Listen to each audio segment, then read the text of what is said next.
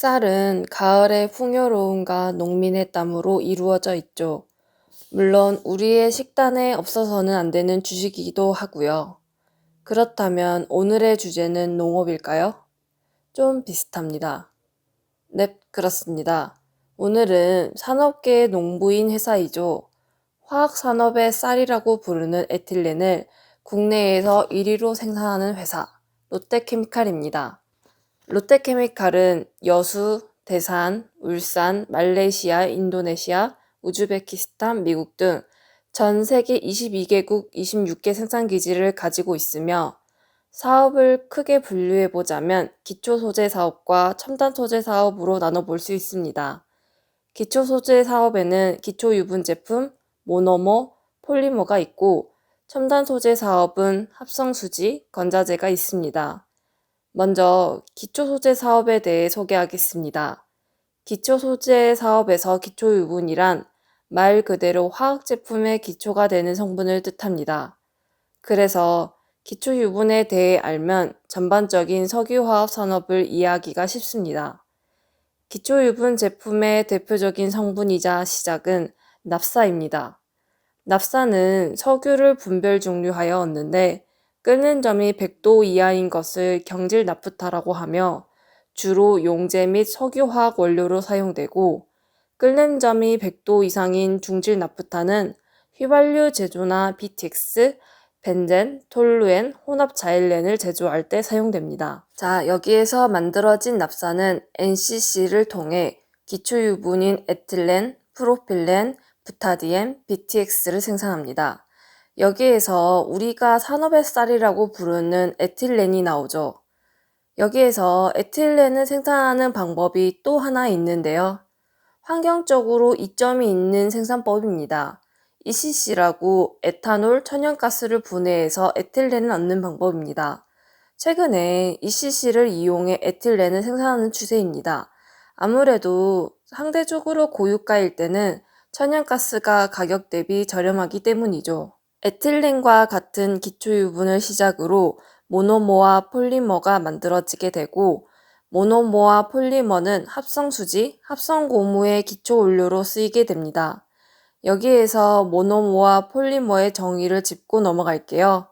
모노머는 단량체로 폴리머라고 불리는 큰 분잔에 반복되는 구조의 기본 단위를 말하고 대표적인 모노머는 부타디엔, 스트랩 모노머, 염화비닐 모노머가 있습니다.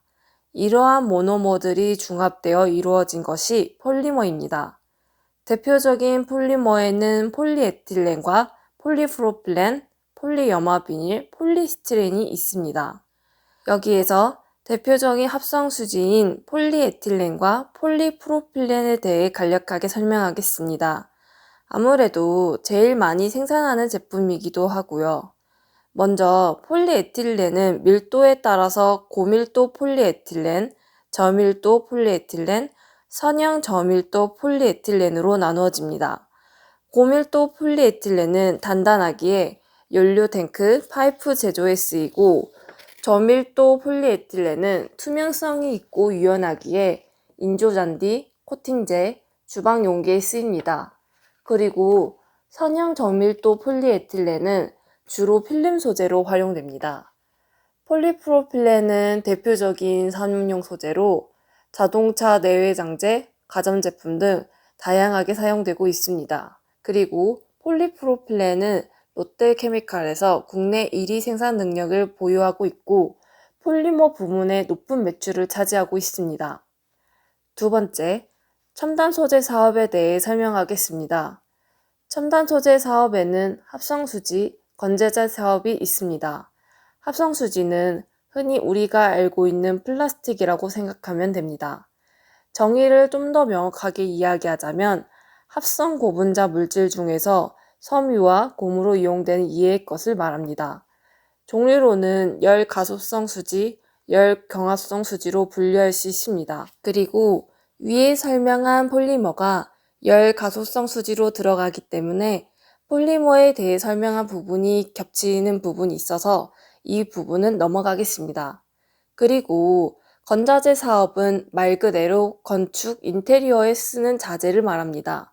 요즘 집에 쓰이는 아크릴계 인조 대리석이라고 생각하면 됩니다. 다음으로 스페셜티 상품에 대해 설명하겠습니다. 최근 코로나 때문에 더 각광받은 상품이죠. 고투명 의료용 PP, 마스크 필터용 PP, 에버반 소재입니다. 고투명 의료용 PP는 투명도가 높고 감마선 멸균이 가능한 소재입니다. 주로 백신 주사기에 쓰이고 있습니다. 그 다음 마스크 필터용 PP는 우리가 자주 쓰는 마스크 내부에 들어가 있습니다. 멜트 브로운 공정으로 생산한 부직포로 유해한 물질을 여과해주는 기능을 가집니다. 그 다음 최근에 개발된 항바이러스 성능을 가진 에버반 소재입니다. 에버반 소재는 코로나19 바이러스, 델타 바이러스, 황색 포도당 구균과 같은 세균, 바이러스를 억제할 수 있는 기능을 가지고 있습니다. 특히 코로나 바이러스와 델타 바이러스 모두 24시간 내에 99% 이상 사멸하는 연구 결과를 가지고 있습니다. 그래서 위생과 안전에 민감한 의료 장비와 접촉 빈도가 높은 신용카드 등 다양한 용도로 적용이 가능합니다. 마지막으로 롯데케미칼의 최근 뉴스에 대해 살펴봅시다.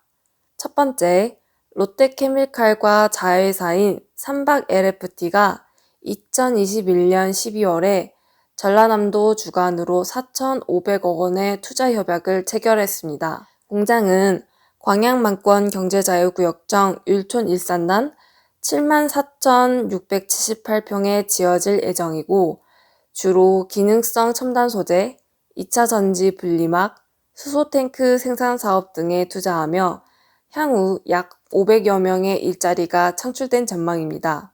광양만권 경제자유구역청에는 2차 전지 사업을 하는 포스코 케미칼이 있기에 2차 전지 공급 기지를 구축하는 것에 동반 산승 효과가 나오지 않을까 싶습니다.